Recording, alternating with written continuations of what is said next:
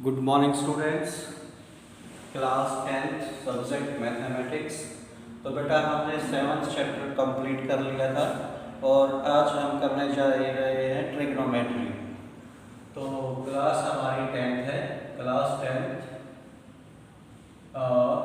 Subject mathematics, subject हमारा maths और जो चैप्टर है हमारा चैप्टर स्टार्ट करेंगे आज हम बेटा ट्रिग्नोमेट्री जो चैप्टर नंबर 8 है, ट्रिग्नोमेट्री स्टार्ट करेंगे बेटा। तो देखिए ट्रिग्नोमेट्री क्या होती है। जो ट्रिग्नोमेट्री वर्ड है उसी से आप देखिए ट्रिग्नोमेट्री। तो बेटा ट्रिग्नोमेट्री हमारा 3 वर्ड से बना है। 3 वर्ड्स आए हैं इसमें हमारे।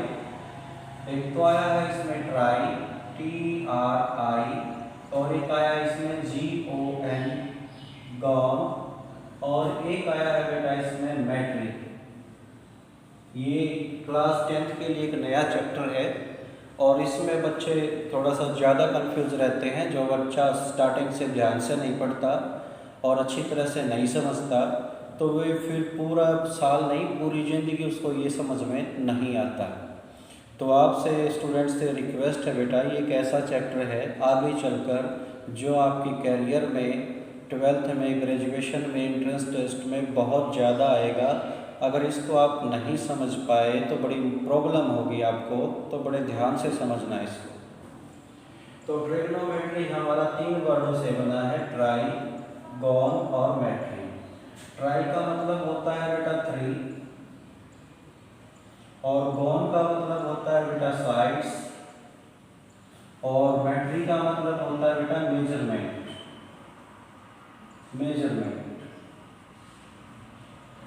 तो आप देखिए मेजर इस तरह से पढ़िए आप, मेजरमेंट और बीच में ऑफ लगाइए, measurement of 3 sides, measurement of 3 sides. तो इसको हम क्या लिख सकते हैं, द मेजरमेंट्स ऑफ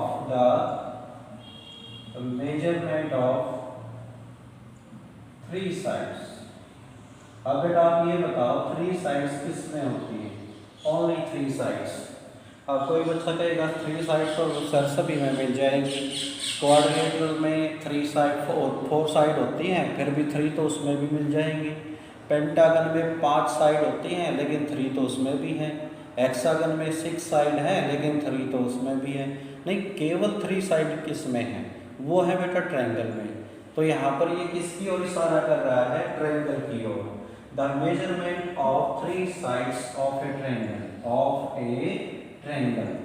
तो ये जो ट्रिग्नोमेट्री है इसकी जो डेफिनेशन हमने बनाई है वो क्या बनाई है, ट्रिग्नोमेट्री जो वर्ड था उसी में से निकालकर। तो ट्रिग्नोमेट्री क्या है, the measurement of 3 sides of A triangle. एक ट्रायंगल के यहाँ पर साइड्स की, आजकल जो है साइड्स की जगह एंगल्स भी आ जाता है, ठीक है। ये जो डेफिनेशन है ये हमारी डेफिनेशन शायद हमारी 1960 के आसपास की है, 1960 के आसपास। वहाँ तक केवल हम साइड्स पर ज़्यादा काम करते थे और एंगल्स पर कम, ठीक है। तो यहाँ पर साइड्स और एंगल भी लगा सकते हो, ओब्लिक में लिखकर आप यहाँ पर क्या लगा सकते हो, साइड्स और एंगल्स ऑफ ए ट्रायंगल। ये अब जुड़ गया है हमारा, क्योंकि ट्रिग्नोमेट्री ने बहुत ज़्यादा प्रोग्रेस की है। कोई बच्चा कहेगा सर एंगल आपने यहाँ पर नहीं लिखा, इसलिए नहीं लिखा बेटा क्योंकि ये जो ट्रिग्नोमेट्री की यहाँ पर जो ये वर्ड यूज हुए हैं ये लगभग 1960 से पहले की है, जब हम साइडों पर ज़्यादा फोर्स देते थे निकालने के लिए। लेकिन आज के टाइम में ट्रिग्नोमेट्री ने बहुत ज़्यादा डेवलपमेंट कर ली है, तो इसलिए यहाँ पर एंगल्स भी लिख लेना, द मेजरमेंट ऑफ 3 साइड्स और एंगल्स ऑफ ए ट्रायंगल। तो एक ट्रायंगल की 3 साइडों को निकालने के लिए या एंगलों को निकालने के लिए उनका जो मेजरमेंट है, उनका जो माप है, उनको निकालने के लिए जिसको यूज किया जाता है उसको हम क्या बोलते हैं, ट्रिग्नोमेट्री बोलते हैं। तो ये तो मैंने आपको जो ट्रिग्नोमेट्री वर्ड था या ट्रिग्नोमेट्री की जो डेफिनेशन थी उसके बारे में आपको बताया। अब मैं आपको बताता हूँ कि ट्रिग्नोमेट्री की हमारे को ज़रूरत कहाँ कहाँ पर पड़ी, ठीक है। जो पुराने टाइम में पुराना टाइम का मतलब है लगभग यूँ मान लीजिए आप 1980 से पहले, 1980 से पहले क्या हुआ, ट्रिग्नोमेट्री का जो यूज था, uses of trigonometry, uses of trigonometry. तो ट्रिग्नोमेट्री के यूजेस कहाँ कहाँ पर हैं? तो जो पुराना टाइम था, पुराने टाइम में हम क्या निकालते थे, इसका यूज करते थे हम हाइट ऑफ माउंटेन, किसी पहाड़ की ऊंचाई निकालने के लिए, ठीक है। या फिर सी कैप्टन यूज करते थे, सी कैप्टन।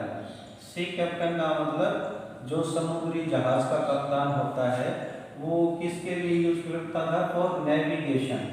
नेविगेशन का मतलब आप समझते होंगे कि दिशा पता लगाने के लिए, डायरेक्शन। फॉर नेविगेशन का मतलब है किसका पता लगाने के लिए? डायरेक्शन का पता लगाने के लिए, क्योंकि सागर में बहुत सारा पानी होता है तो वहाँ पर हमें पता नहीं चलता कि कौन सी डायरेक्शन किस तरफ है। तो वहाँ पर हम पता किससे लगाते थे? ट्रिग्नोमेट्री की हेल्प से, कि ईस्ट कहाँ पर है, वेस्ट कहाँ पर किधर है, नॉर्थ डायरेक्शन किस साइड में है और साउथ डायरेक्शन किस साइड में है। तो मोस्टली जो पुराना टाइम था उसमें ट्रिग्नोमेट्री का यूज लगभग ये 2 या 2 से ज़्यादा भी हो सकते हैं, 2-3 चीज़ों में ज़्यादा यूज किया जाता था। जैसे किसी पहाड़ी की या पहाड़ की ऊंचाई निकालने के लिए, या समुद्री जहाज का कप्तान दिशा का पता लगाने के लिए, डायरेक्शन का पता लगाने के लिए।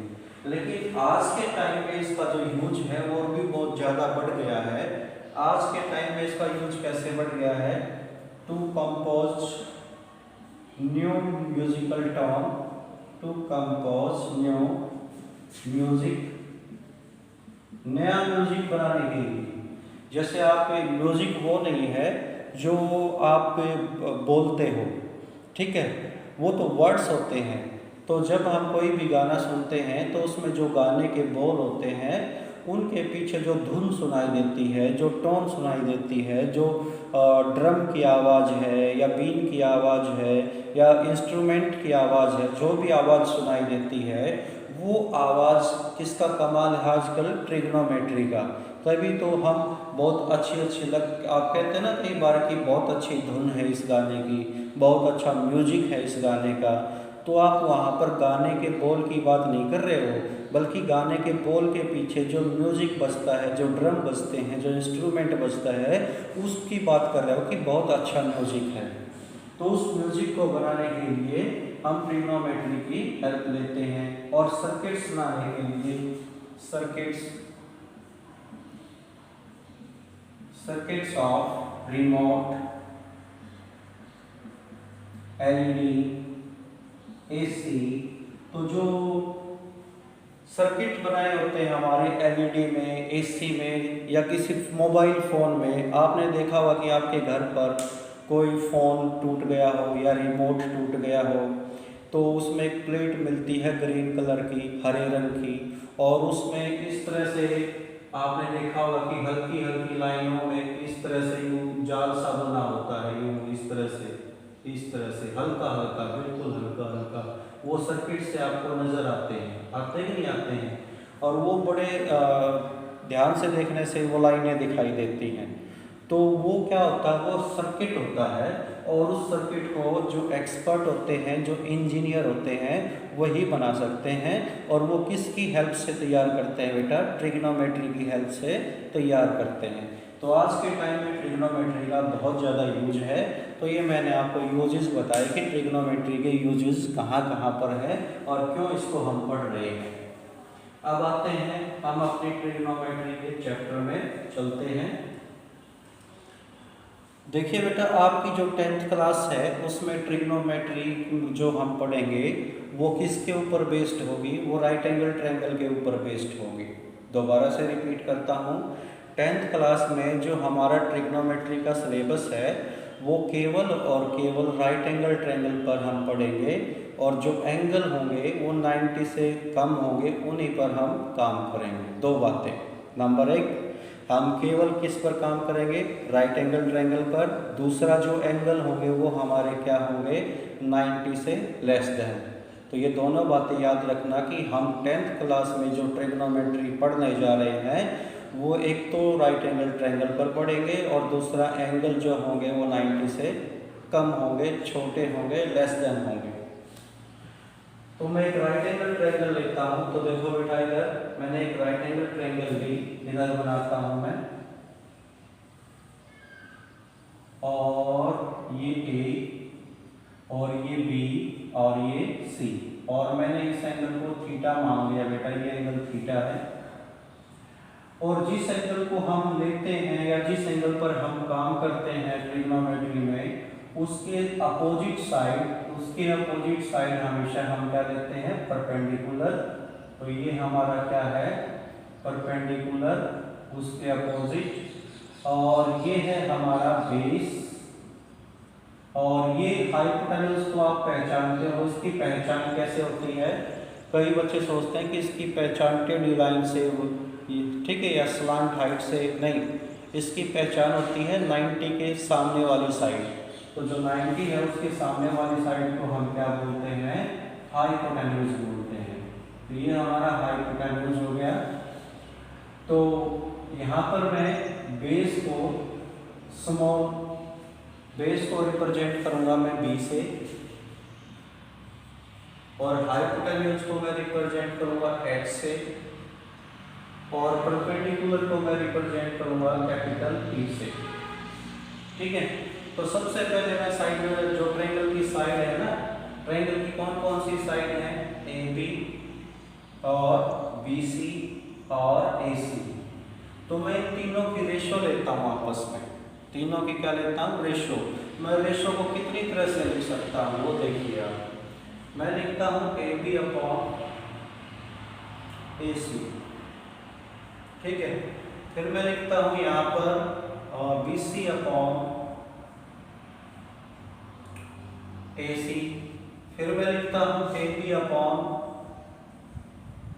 BC, और फिर मैं इधर लिखता हूँ AC अपॉन AB, फिर मैं यहाँ पर लिखता हूँ AC अपॉन BC, और फिर मैं यहाँ पर लिखता हूँ BC अपॉन AB। तो मैंने इन जो ये तीन साइड की ट्रायंगल की, इनको रेशो में लिख दिया। अब एक आध बच्चे के मन में ये ख्याल आता होगा कि और भी तो रेशो हो सकती हैं सर। नहीं, हमने सभी रेशो लिख दी हैं। अगर कोई और रेशो होती तो मैं लिख देता। अगर आपको फिर भी ये लगता है कि इन रेशो के अलावा और भी रेशो हो सकती है ट्रायंगल की साइडों की, तो वो मेरे को कमेंट बॉक्स में लिख कर भेजे, ठीक है। पहली बात तो मिलेगी नहीं, अगर कोई सोचता है तो लिख कर भेजे, तो मैं उसका डाउट क्लियर कर दूंगा। मैंने ये हमारी 3 साइड हैं, तो जितने भी केसेज हो सकते थे रेशो के वो सभी लिख दिए, उल्टे पुल्टे सीधे मुद्दे सभी लिख दिया हमने, कोई भी कसर नहीं छोड़ी है। तो बेटा जो ये है हमारे पास AB अपॉन BC, इसका जो नाम है हमने, इसका नाम क्या रख दिया बेटा, इसका नाम रख दिया हमने साइन थीटा। और जो BC अपॉन AC है इसका नाम हमने रख दिया cos थीटा, और जो AB अपॉन BC है इसका नाम रख दिया हमने tan थीटा, और जो AC अपॉन AB है इसका नाम हमने रख दिया कोसिकेंट थीटा,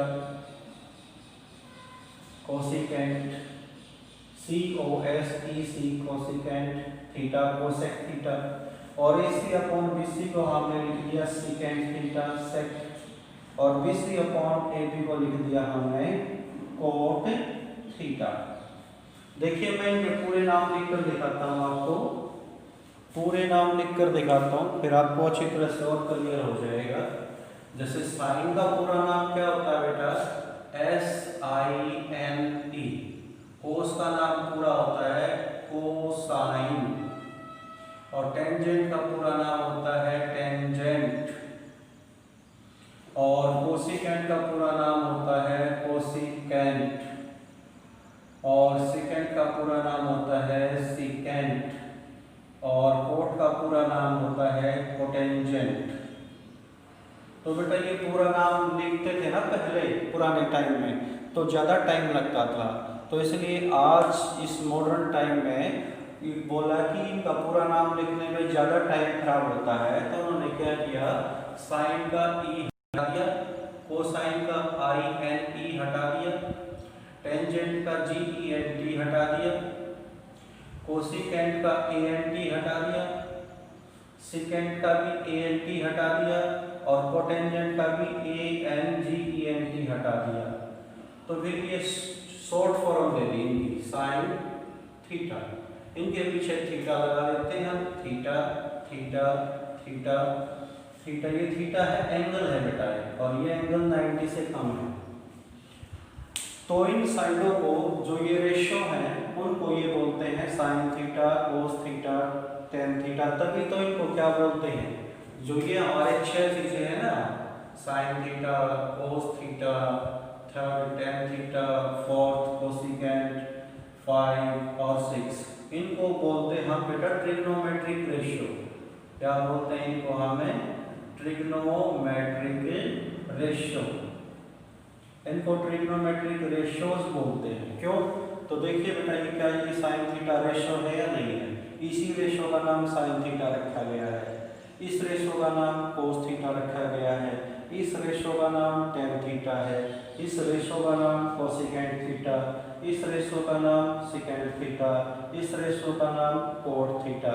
ठीक है, तो ये रेशियो का नाम रखा गया है, तो इसलिए हम इनको ट्रिग्नोमेट्रिक रेशियोज बोलते हैं और इनको शॉर्ट फॉर्म में बोलते हैं टी रेशियो। छोटे अगर आप शॉर्टकट में बोलना चाहो तो आप इनको क्या बोल सकते हो, टी रेशियो, टी रेशियो ही बोलते हैं। अब सबसे बड़ी बात आती है, कोई बच्चा कहेगा सर हमारे को ये याद कैसे रहेगा कि इस रेशियो का नाम साइन थीटा है या फिर इस रेशियो का नाम सिकेंट थीटा है, क्या हम किसी भी रेशियो का कुछ भी नाम लिख दें? बिल्कुल नहीं, आपको याद रखना पड़ेगा कि इसी रेशियो को साइन थीटा बोलते हैं, इसी रेशियो को सिकेंट थीटा बोलते हैं, आपको याद रखना पड़ेगा। अब प्रॉब्लम आ जाती है, बच्चा कहेगा सर कैसे याद रखे, उसके लिए एक फार्मूला बनाया गया है बेटा और वो फार्मूला मोस्टली सभी टीचर्स आपको बताते हैं। देखिए मैंने आपसे कहा था कि मैं इसका शॉर्टकट परपेंडिकुलर को P बोलूँगा, बेस को B बोलूँगा, हाइपोटेन्यूज को H। इसका मतलब जो हमारा AB है, AB की जगह हम किसको रख सकते हैं, P को, क्योंकि AB क्या है, परपेंडिकुलर, और परपेंडिकुलर को शॉर्टकट में P बोला गया है। और जो हमारा BC है उसको शॉर्टकट में B रख सकते हैं, क्यों, क्योंकि ये हमारा बेस है और बेस को शॉर्टकट में हमने क्या बोला है, B। और जो हमारा AC है उसको हम क्या रख सकते हैं, H, क्यों, क्योंकि AC हमारा हाइपोटेन्यूज है और उसको शॉर्टकट में H बोला गया है। तो देखिए AB क्या है हमारा, परपेंडिकुलर, ठीक है, इधर लिख देता हूँ परपेंडिकुलर, और AC क्या है हमारा, हाइपोटेन्यूज। अच्छा, BC क्या है हमारा, बेस, उधर डायग्राम में देखिए आप, और AC क्या है हमारा, हाइपोटेन्यूज। तो टेंजेंट क्या है हमारा बेटा, परपेंडिकुलर, और BC क्या है हमारा, बेस। तो इधर देखिए बेटा, AC क्या है हमारा, हाइपोटेन्यूज, और AP क्या है हमारा, परपेंडिकुलर, और AC क्या है हमारा, हाइपोटेन्यूज, और BC क्या है बेटा हमारा, बेस। उधर डायग्राम में चेक कर लीजिए अच्छी तरह से, BC क्या है बेटा हमारा, बेस, और AB क्या हमारा, परपेंडिकुलर। तो इस तरह से आप याद रखोगे तो बहुत ज़्यादा इजी हो जाएगा। अब जो पहले वाली साइड है मैं उनको हटा देता हूँ, क्योंकि याद रखने का तरीका ये ज़्यादा बेटर है, इनको हटा देता हूँ। तो याद रखने का जो तरीका है वो इसका सबसे ज़्यादा बेटर है। अब आपको ऐसे ही याद रखना पड़ेगा क्योंकि ये आपको इजी पड़ेगा। Sine theta perpendicular upon hypotenuse, cos theta base upon hypotenuse, tangent theta perpendicular upon base, cosecant theta hypotenuse upon perpendicular, secant theta hypotenuse upon base, और cot theta base upon perpendicular. इसके लिए एक छोटा सा formula बनाया गया है। अब वो और भी इजी आपको याद हो जाएगा। देखो, पंडित बद्री प्रसाद, P का मतलब पंडित, B का मतलब बद्री, P का मतलब प्रसाद, पंडित बद्री प्रसाद, और नीचे लिखो H और B। इसका मतलब है हर हर बोले। तो इसको दोबारा से पूरा पढ़ते हैं, पंडित बद्री प्रसाद हर हर बोले, और नीचे लिखते हम सोना चांदी तोले, सोना चांदी तोले। तो ये याद रखने का तरीका है और कुछ नहीं। इसको हमने जो पहले हमारे मैथमेटिक्स टीचर हुए हैं उन्होंने ये तरीका हमारे को दिया है और हम आपको दे रहे हैं, क्योंकि उन्होंने कहा कि इससे आपको आसानी से याद हो जाएंगे ये। तो वो हमारे को कैसे पढ़ाते थे कि इसको कैसे याद रखना है, पंडित बद्री प्रसाद हर हर बोले सोना चांदी तोले। दोबारा रिपीट कर रहा हूं मैं, पंडित बद्री प्रसाद हर हर बोले सोना चांदी तोले। इससे क्या समझ में आ गया, जो ये S है तो इस S का मतलब क्या है बेटा, साइन थीटा। तो साइन थीटा क्या होता है, परपेंडिकुलर अपॉन हाइपोटेन्यूज। जो ये C है इसका मतलब बेटा कोस थीटा। तो कोस थीटा क्या होता है, बेस अपॉन हाइपोटेन्यूज। और जो ये T है इसका मतलब है टेन थीटा। तो इसका मतलब होता है परपेंडिकुलर अपॉन बेस। अब बच्चा कहेगा सर ये तो तीनों का फार्मूला होया, बाकी तीनों का कैसे याद करें। बाकी तीनों का बेटा को मैं बताता हूँ आपको, इसको रख कर देता हूँ मैं, यहाँ पर जगह नहीं बची है। बाकी तीनों का ऐसा होता है बेटा, जो हमारा साइन थीटा है इसका जो रेसिप्रोकल होता है, इसका क्या होता है, रेसिप्रोकल। इसका जो रेसिप्रोकल होता है, ठीक है, वो होता है हमारा कोसिकेंट थीटा। याद रखना इसको, कोसिकेंट थीटा। तो साइन थीटा का जो रेसिप्रोकल है वो कोसिकेंट थीटा है। कोसिकेंट थीटा होता है बेटा 1 अपॉन साइन थीटा। अब देखिए साइन थीटा की वैल्यू पुट कर दो आप। साइन थीटा की है P अपॉन H, तो ये P अपॉन H आपने पुट कर दिया। तो जो ये नीचे वाला है ये पलट कर मल्टीप्लाई हो जाएगा H अपॉन P। तो ये हमारा क्या आ जाएगा, हाइपोटेन्यूज अपॉन परपेंडिकुलर। तो ये तो मैंने आपको समझाने के लिए बताया है, इतना बड़ा आपको करने की जरूरत भी नहीं है। सीधा आपको मैंने ऐसे भी बता सकता था मैं आपको, कैसे कि भाई जो कोसिकेंट है कोसाइन थीटा का उल्टा होता है, तो आप इसका उल्टा कर दो, हाइपोटेन्यूज अपॉन परपेंडिकुलर। और जो कोसिकेंट कोस थीटा होता है इसका जो रेसिप्रोकल होता है, इसका रेसिप्रोकल बेटा सेकेंट थीटा होता है। तो आप इसका उल्टा लिख दो, हाइपोटेन्यूज अपॉन बेस। तो इस तरह से बाकी तीन हम याद कर सकते हैं। और जो टेन थीटा है इसका रेसिप्रोकल क्या होता है बेटा, इसका रेसिप्रोकल होता है कोट थीटा। तो कोट थीटा हम इसका उल्टा लिख सकते हैं, बेस अपॉन परपेंडिकुलर। तो बाकी तीनों को हम ऐसे याद करेंगे। अगर हमारे को रेसिप्रोकल याद रहेंगे तो इजीली लिख सकते हैं, और मैं यहाँ पर लिखकर भी दिखा देता हूँ आपको, याद भी रखना आप, ठीक है।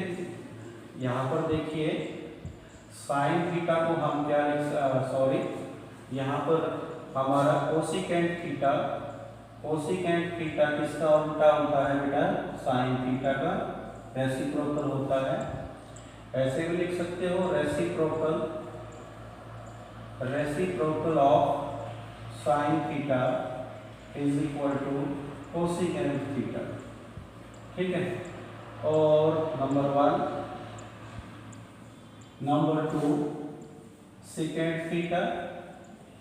सेकेंट थीटा किसका रेसिप्रोकल होता है बेटा, कोस थीटा का। तो आप यहाँ पर लिख सकते हो reciprocal of cos theta is equal to secant theta. और थर्ड हमारा कोट थीटा। कोट थीटा किसका रेसिप्रोकल होता है बेटा, टेंजेंट थीटा का। तो 1 अपॉन टेन थीटा। तो यहाँ पर आप लिख सकते हो reciprocal of tan theta is equal to cot theta. इस तरह से तो ये मैंने आपको बताया, तो इनको आप याद रखना बेटा। और एक चीज और बाकी रहेगी, इसको भी याद रखना, जो टेंजेंट और कोट हैं इनको हम दो तरीके से और लिख सकते हैं। जैसे नंबर 1 हम टेन थीटा को लिख सकते हैं बेटा साइन थीटा और अपॉन में कोस थीटा। और नंबर 2 जो कोट थीटा है वो टेंजेंट का उल्टा होता है बेटा, तो ये कोस ऊपर लिख दो और ये साइन नीचे लिख दो, तो इनको भी याद करना। तो आपने क्या करना है कि जो भी मैंने आज पढ़ा है इस सभी को अच्छी तरह से समझकर अंडरस्टैंड करके अपनी मेमोरी में फिक्स कर लेना है। और उसके बाद कल हम 8.1 एक्सरसाइज करेंगे। ये सबसे ज़रूरी है, जितनी भी बातें पढ़ाई हैं वो सभी नेसेसरी हैं, सभी ज़रूरी हैं, उनमें से कोई भी चीज़ मत छोड़ना। अगर एक भी चीज़ छूट गई तो क्वेश्चन समझ में नहीं आएंगे। और ये जो रेसिप्रोकल लॉ मैंने आपको बताए और ये टेंजेंट और कोट आपको बताए, इनको अच्छी तरह से समझना, याद करना। Thank you, have a nice day.